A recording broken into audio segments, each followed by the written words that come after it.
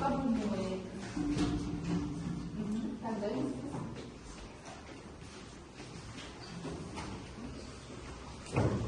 Coba yang bawa kita asli dia rasa apa ya?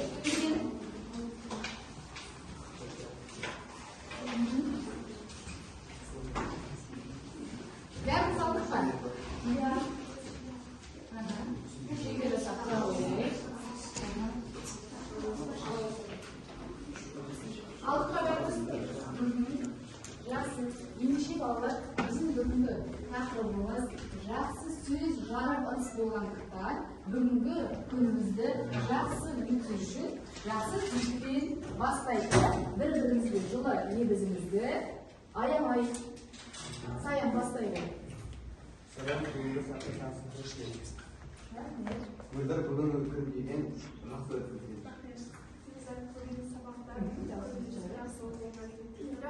Бүгінгі күні сәбірет сұрсынген өткендіңіз.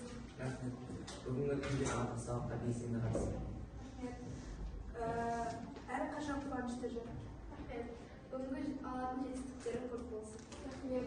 Жандайсыз бүгінгі барлық сабақтарда болғандарды көп болды. Әрқашан қалай жақсы. Жасыл сен бүгінгі күніне сәттілік тілеймін, күнде жүре береді. Абзал бүгінгі сабақтарға белсенді қатысып, көзге көрінді. Бүгінгі күнде өте жақсы болды. Әсірге бүгін өз ойында ашы жеткізуге тілектесін. Ашықсың алғысын оралған. Рахмет.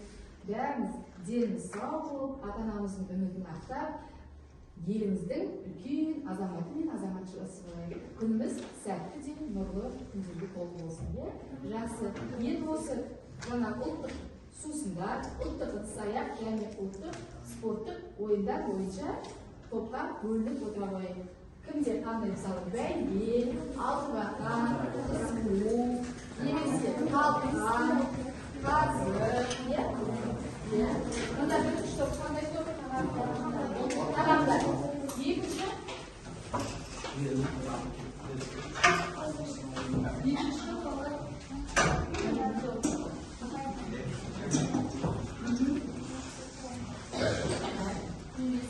сіздерде ұлттық ыдыстарды жақсы. Орналасып қалалар? Олар біздің бүгінгі тақырыбымыз жақсы сөз, жарым ыдыс.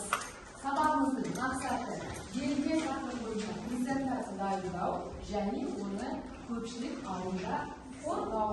Екінші мақсатымыз сөз тақтарына талдау жасау екен.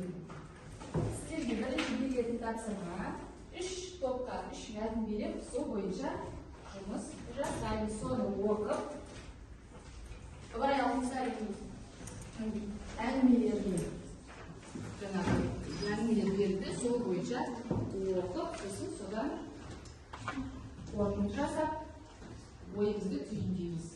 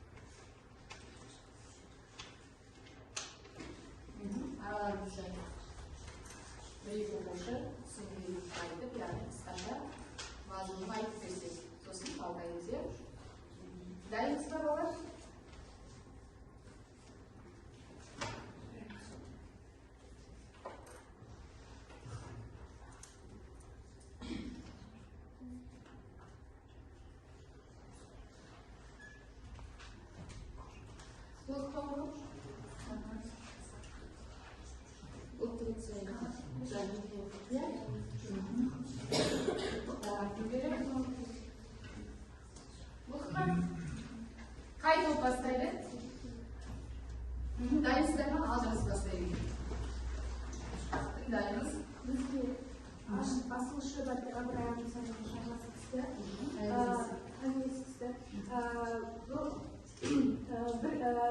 Бірде Зулейха мен Басима деген екі көрші дос қыз болыпты. Олар басына бір жерден жәшік арқалап келеді екен. Зулейха ақырет оқылып шаршап келе жатса, Басима күліп әзіл айтып келе жатыр екен. Сонда Зулейха тоқтап, ашумен, сен неге күліп келе жатырсың? Менен күшің артықта емес. Басыңдағы жүк сенен ауыр да кем де емес. Сен оны қалай жер-жерін көтеріп келе жатсың десе, Басима, мен саған сырымды ашайын, мен оның ішіне бір ауырды жеңілдететін асыл шөп салып қойдым дейді. Зулейха, ай, ондай болса айтсайшы, мен де сол шөпті салып көңілді күліп жүрейін десе, Басима күрсініп, ол шөп сенің қолыңа түспеуі мүмкін, себебі оның аты сабыр дейді.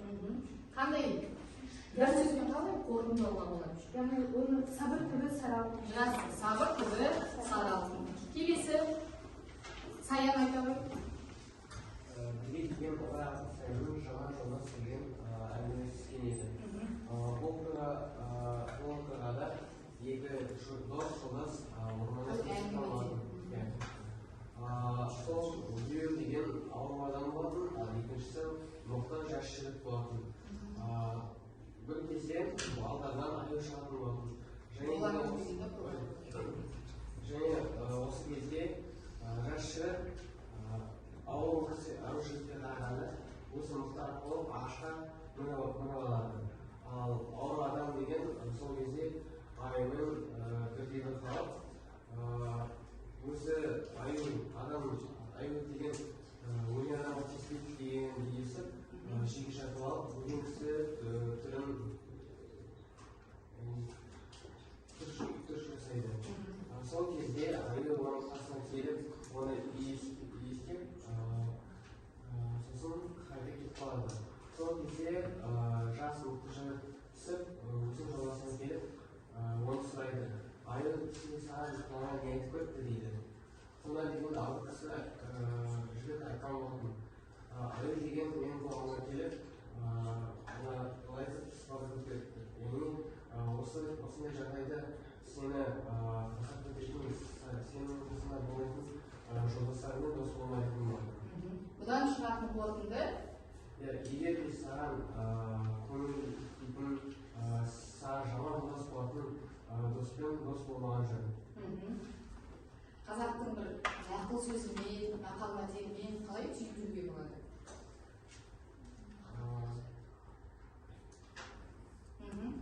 Көмектесейік, топ мүшелері қалай түйіндеуге болады? Басқа топтар? Қандай мақал мәтел сәйкес келеді қазақтың? Жақсымен жолдас болсаң, жетерсің мұратқа, жаманмен жолдас болсаң, қаласың мұратқа. Түйіндеуге бола ма? Жақсы. Жарайсың, Саян. Рахмет. Келесі үшінші топ. Бізге Ыбырай Сәтемір хан деген әңгімесі түсті.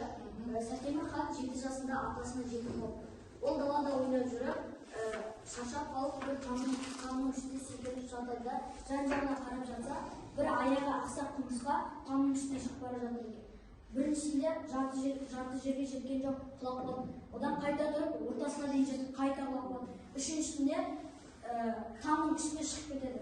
Сол кезде Сәтемір хан оған қарап тұрып, құмырсқа әлемдегі ең кішкентай жануар, бірақ та ол аяғы ақсақ болса да тамның үстіне талпынып шығып кетті. Қой, менің бұлай жатқаным ұят болады, ақылсыздық болады, мен де тұрып жұмыс жасайын деп, қалаға барып бір байдың үйін сыпырып, соның ақшасына оқу оқыпты. Содан Сәтемір ханнан бір күні үлкен данышпан ол ханға айналыпты. Бұдан түйетін түйініміз Мұқағали атамыз айтқандай, сенің қайта тұрып жүруге хақың бар деп түйіндегендер. Және де үнемі талпынып жүру керекпіз. Және де еңбек етсең елге тоятын тілеймін деп түйіндегендер. Талпынған жетер. Жақсы, рахмет балалар.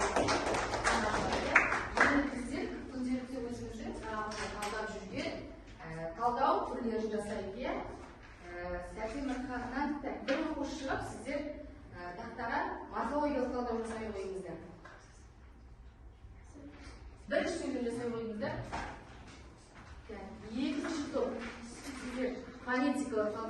талдау жасай қойыңыздар. Ағаштың деген сөзге поэтикалық талдау. Тақтаға шығамыз, балалар. Дәптерімізді ашып бұның жадын жазамыз. Сіздерге қалған лексикалық талдау, иә? Тақтаға шығып, жәшік деген сөзге лексикалық талдау жасай қоямыз. Балалар, тездетеміз. Bir topta bir okuştan шығып, сөйлетіп жазайық. Мына топтан бір оқушы шыға қойыңыздар. Кім шығады? Поэтикалық талдау.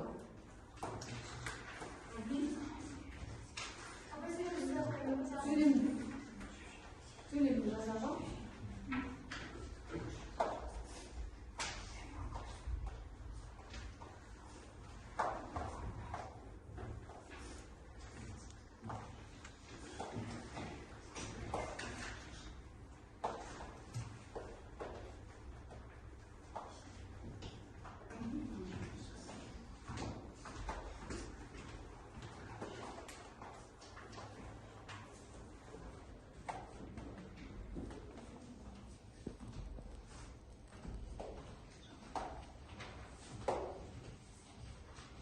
Сынып балалар, иә?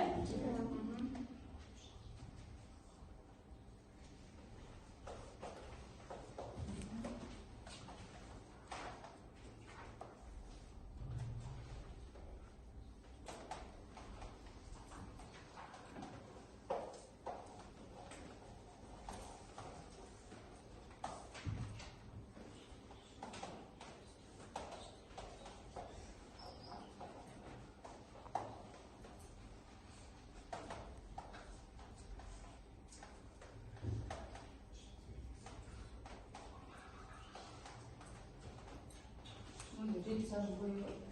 Não, deixa eu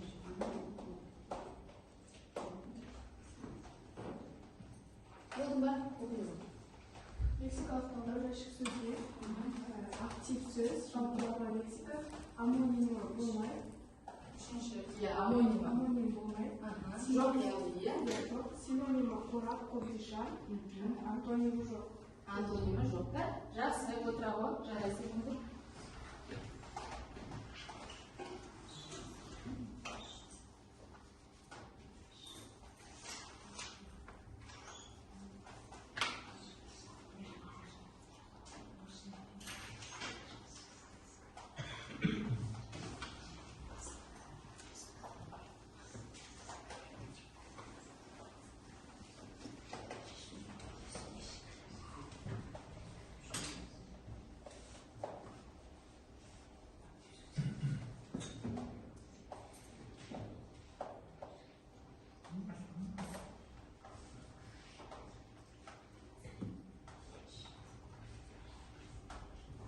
Кей жерлерде балалар осы жәшік сөзін диалект сөз ретінде шереді естіп жүрсіздер ме? Қолданылатын жаңғала сөйлейтін қолданылатын. Шегелей сала ма? Шегелдеп диалект сөз ретінде қолданылады. Диалект сөз дегеніміз әртүрлі аймақта қолданылады.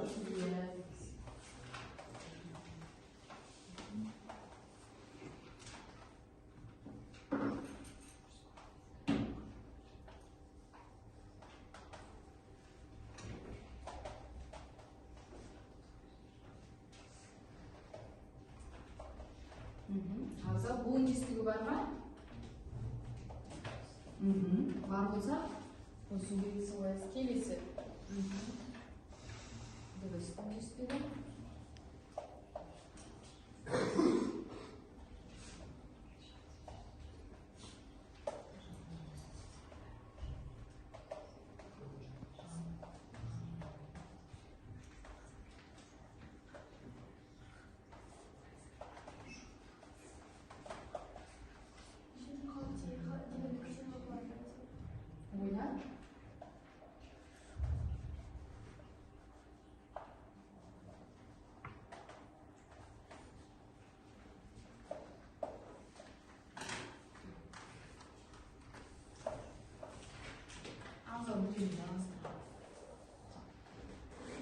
дыбыстарын түрлері.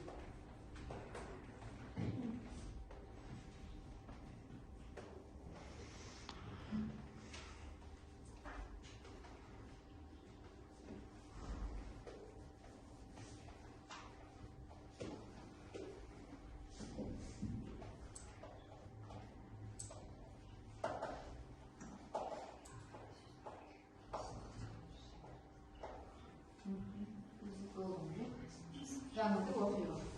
Олар жазып отырамыз, тыңдап отырамыз, талдап отырамыз, иә? Сатимер 7 жасар күнде атасынан жетім қалыпты. Сатимер затесім дара негізгі жалқы деректі. Сатимер деген түбір сөз, түбір затесім. 7 санесім дара негізгі есептік. 7 санесім жасар затесім дара негізгі жалқы дерексіз. Жас деген түбір затесім. Ат дегенді Жаса есім туруш. Есімшенің жұрнағы.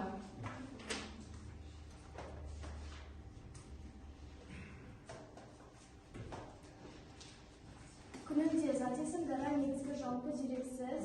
Күн түбірі затесім тәуелді жалғауының 3-ші жағы.Інде жат септігінің жалғауы. Атасынан затесім дара негізгі жалпы деректі. Түбірі атасы затесім с тәуелді ата затесім с тәуелділік жалғауының 3-ші жағы. Нан шығыс септігінің жалғауы. Жетім затесім дара негізгі жалпы деректі.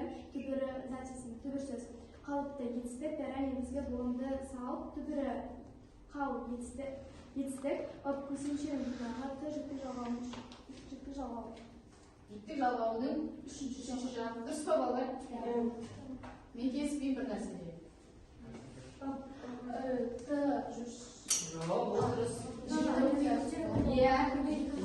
Жетім қалыпты не істепті? Ол күрделі етістік болады, сосын жетім өзі зат есім, қалыптыны етістікті бөлек талдаймыз.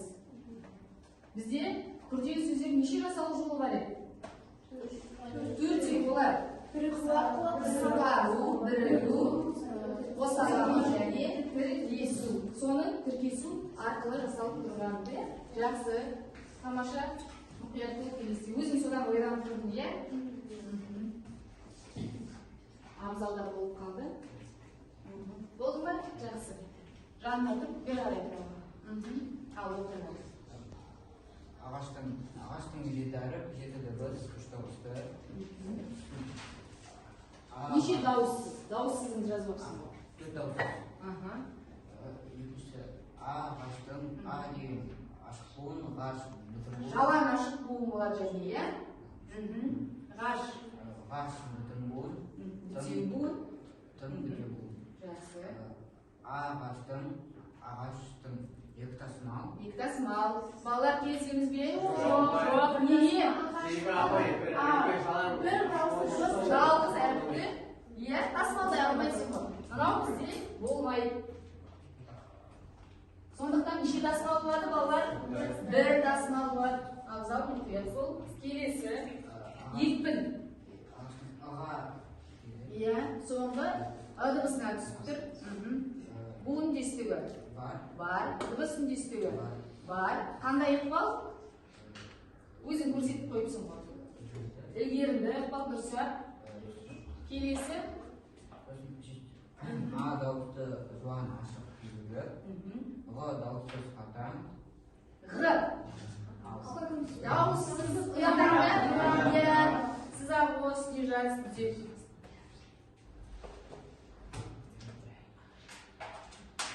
Келесі. Ш дауыссыз қатаң. Т дауыссыз қатаң. Дауысты жуан ертілік ашық. Қысан болады.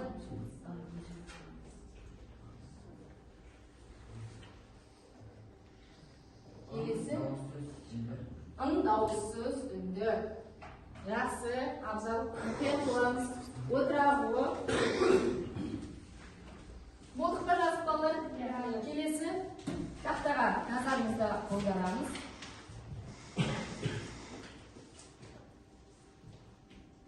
Бұнда сіздерге жақсылық туралы, жақсы сөз туралы қанат сөздер берген. Бірақ сөздер адасып жатыр. Соны орнына қоюымыз керек. Түсінікті ме? Тапсырма?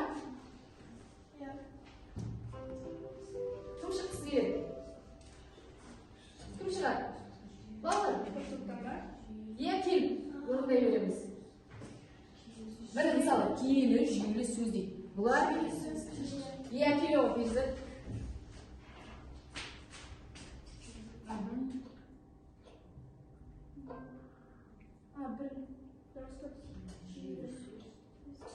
Dürüst peki? Tamamlar. Kimisi tartışlar. Bala şuna verir misin? Gel Canus. Kıldı, kırmıl, süz, rası. Bize kanday kanat süz çıkar.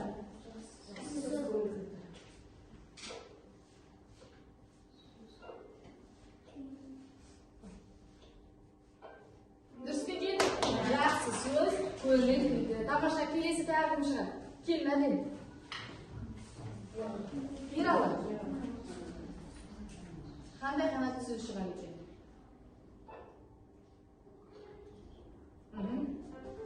Kanat süt, kanat çamaşır, kilisi, kilise gel.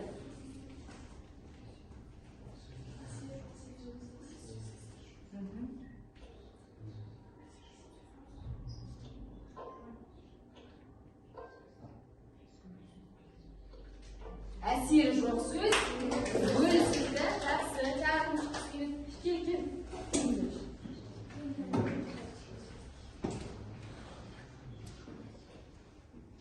Шыққан қанат сөзінің сөзін оқиды.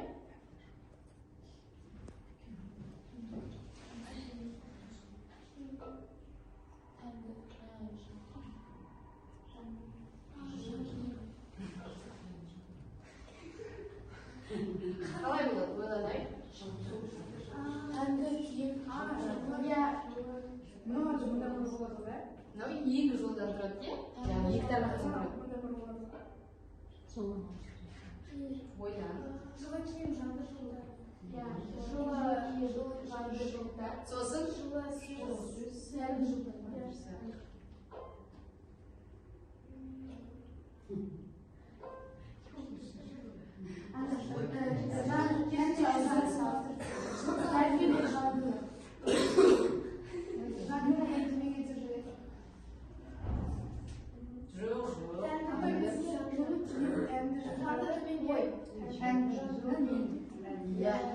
Жылы киім, дәнді жылда, жылы сөз, жанды жылда. Келесі де ақым шағай, сырым келе ғой. Бұлай, қандай қанат? Жасы сөзге жан сеулет.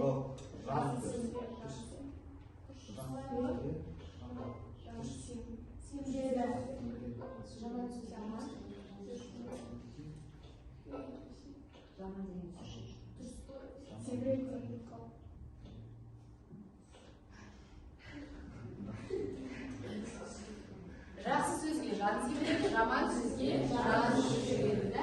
Жақсы, келесі. Дана кешеш. Келе ғой.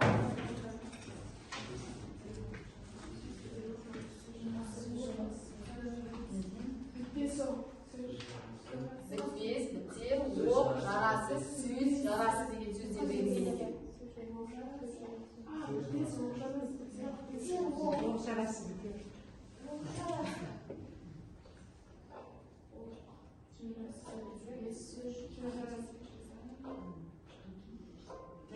Оқ жарасы, бітер, сөз жарасы, бітпес, тамаша. Келесі де ақым шыққан жоқ. Аялап шықты ба?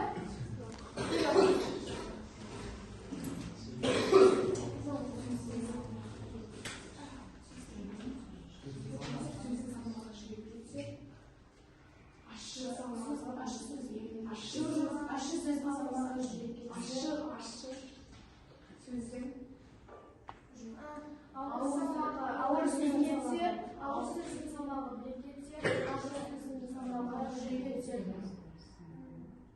Ауыр болады. Ащы да ауыр. Ауыр соңына жүйе. Ащы деген басына ауырды. Ащы мен екінші жолға жібересің. Ауыр сөздің несі?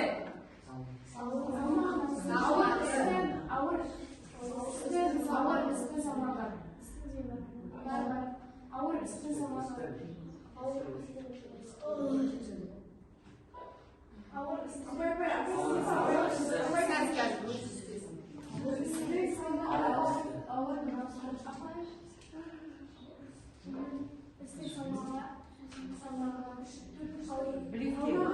Ауыр істің салмағы қайда түседі? Білекке. Сөзден дегеннің орнына салмағын қой. Салмағы дегенді үшінші жағы қой. Істің қасына қойшы, істің. Көмек керек па енді? Үміт келе ғой.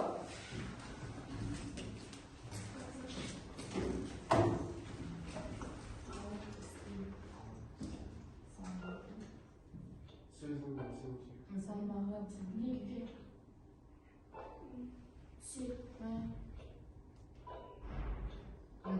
Ауыр істің салмағы білекке түсер. Аш сөздің салмағы жүрекке түсер. Жақсы, кішкене қиналып қалдық та. Келесі кім шыққан жоқ балалар?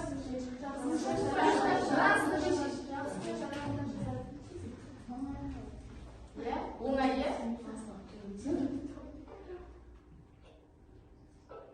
Жақсы сөз жарақта жазады. Жақсы. Айша?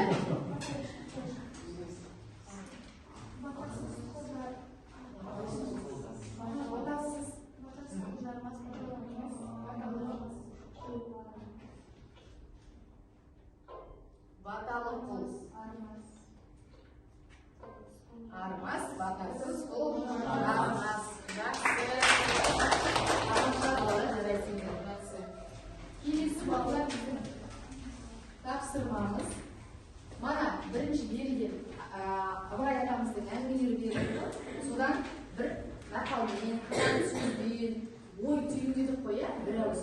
Соны енді постерге салып, постер арқылы жарғаймыз. Сурет салуға болады, өздеріңіз қалай ыңғайларыңызға қалай келеді, сол бойынша жұмыстанамыз.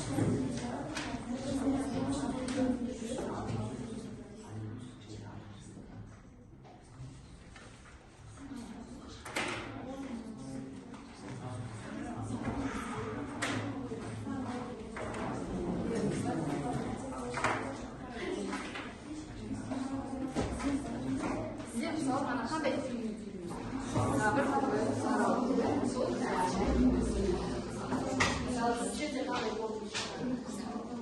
жаманмен жолдас болса, қаласымен жақсымен жолдас болса, үйден іштерге сол бойынша бәрі саласын соған жататын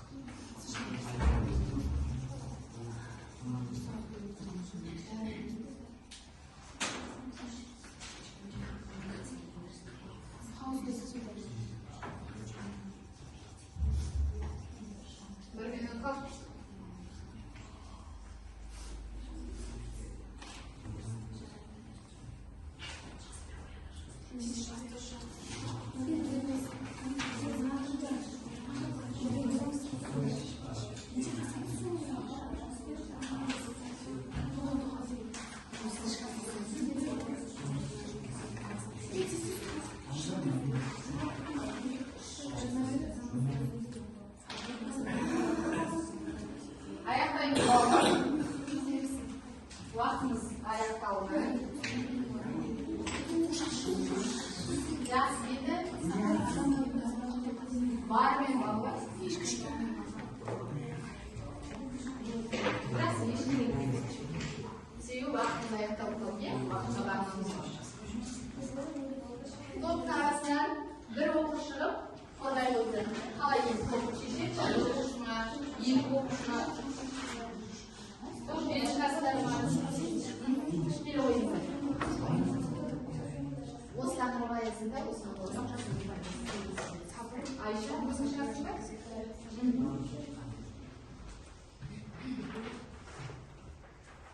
Қалған топ мүшелері барлығымыз назарымызды Айшаға саламыз, тыңдаймыз. Бізде жаңағы сатириканың мәтінде құмырсқа қолға өрнелеп шығуды, сонда ол қайта құлай берсе де, сонда да берілмей ақыры мақсатқа жетеді. Біз соны көрсеткіміз келеді. Және де сол сатириканың алыстан қарап баратындай соған қарап, кішкентай ғана жәндікке қарап, сатирика көрсетіп түйіндей өмірінде деген үлкен бір жолға, үлкен жетістікке жол ашады. Және де осы жерде біз сатириканың қарағанға келген артында жетістікке жетіп данышпан болған мысалы, және де қоғамға шығып бара жатқан қылмысқа келеді. Және оны талапты жетерлерге конференцияға келерсін, қайта тұрып қалыпқа жүгіруге деген сөздермен. Балалар бұл жерде тыңдап айтыңыз. Иә, оны өмірмен қалай байланыстырар еді? Яғни, мысалға, әр адамның жетістікке жетуге хақысы бар. Ол қанша құласа да, қанша сүрінсе де, оған қарамай, алға қарай қалпынсағанда өзінің мақсатына мұратына жетесің. Жақсы, тамаша, өте жақсы айтты. Келесі топтан көп шығады.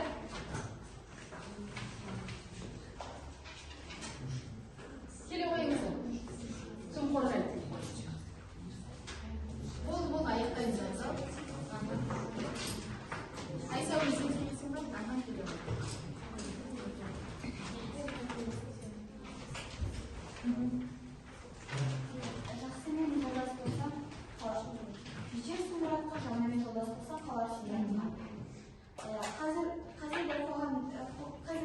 болғанда адамдар өзі қандай ортаны таңдайды, сондай адам болып жетіледі. Егер де адам жаман достармен дос болатын болса, өзі шеше жаман қайдалады. Себебі мысалы есірткі қолданады, темекі шегеді, немесе қастарына. Ал егер де сен жақсы жолдастарды таңдайтын болсаң, сен жақсы жолмен жүресің. Адамның өмірінде мамандық таңдау, жар таңдаумен бірге жолдасты да дұрыстап таңдау керек. Өте дұрыс. Сенің көрсетке мен сенің кім екеніңді айтып беремін дегенде дұрыс. Жақсы. Келесі үшінші топтан кім қойды? Дана Кирова.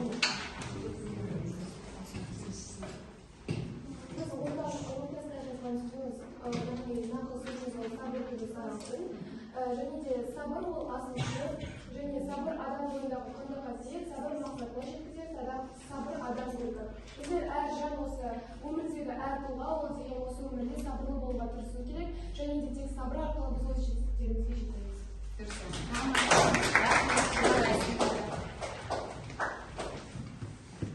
Жақсы балалар.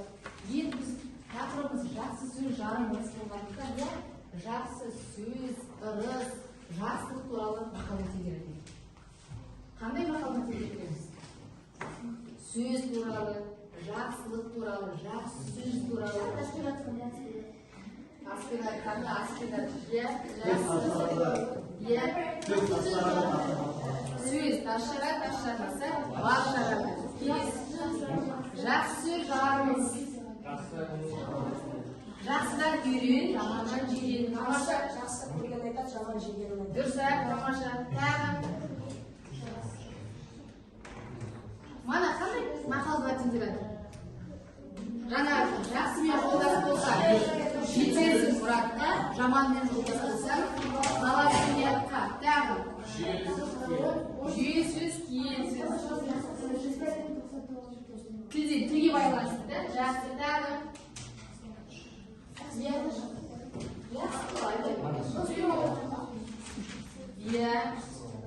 Дос туралы да. Тағы. Шебердің қолы ортақ. Жоқ, жақсылық, жақсы сөз, жақсы іс. Тағы. Жақсы балалар болсақ, енді алдарыңызда стикер береді ғой, соған бүгінгі сабақ туралы ойларыңызды жазып, құмыраға тапсыра қойыңыздар.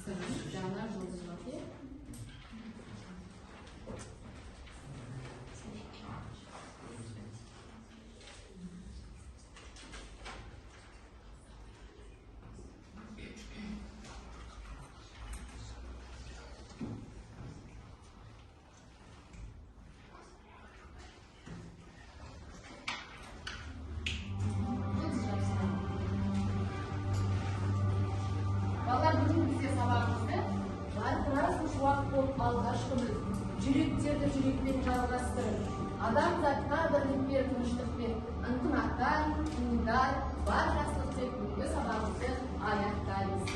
Сау болыңыздар.